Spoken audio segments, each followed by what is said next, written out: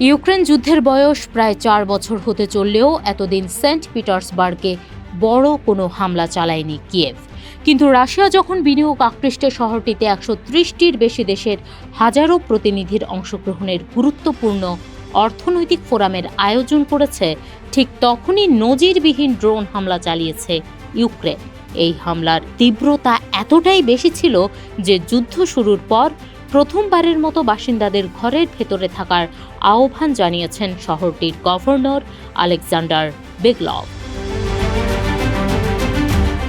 হামলার বিষয়ে ইউক্রেনের প্রেসিডেন্ট ভলোদিমির জেলনাস্কি জানান, তাদের বাহিনী রাশিয়ার অস্ত্রাগার ও একটি নৌঘাঁটিতে সফলভাবে হামলা চালিয়েছে। হামলার বিষয়টি স্বীকার করে রুশ প্রতিরক্ষা মন্ত্রণালয় জানিয়েছে, দেশের বিভিন্ন অঞ্চলে ৩৩৯টি ইউক্রেনীয় ড্রোন প্রতিহত করা হয়েছে, যার মধ্যে ১৪০টিরও বেশি ড্রোন ভূপাতিত করা হয়েছে কেবল লেনিনগ্রাদ অঞ্চলেই।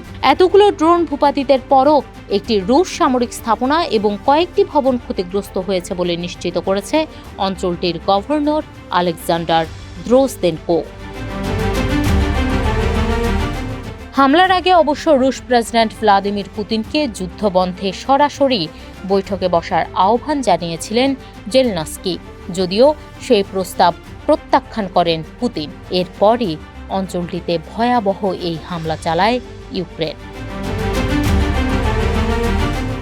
ইউক্রেনের ড্রোনগুলো প্রায় ১,০০০ কিলোমিটার পথ পাড়ি দিয়ে সেন্ট পিটার্সবার্গে হামলা চালায়। একে নিজেদের বড় সাফল্য হিসেবে দেখছে কিয়েভ। হামলার পর ইউক্রেনের একটি ড্রোন ইউনিটের কমান্ডার ইয়েভহেন কারাস দাবি করেন, আমরা রাশিয়ার আকাশে এমনভাবে উঠছি যেন সেটা আমাদের নিজের এলাকা। খুব একটা প্রতিরোধ নেই, লক্ষ্যবস্তুতে পৌঁছানো কঠিন নয়।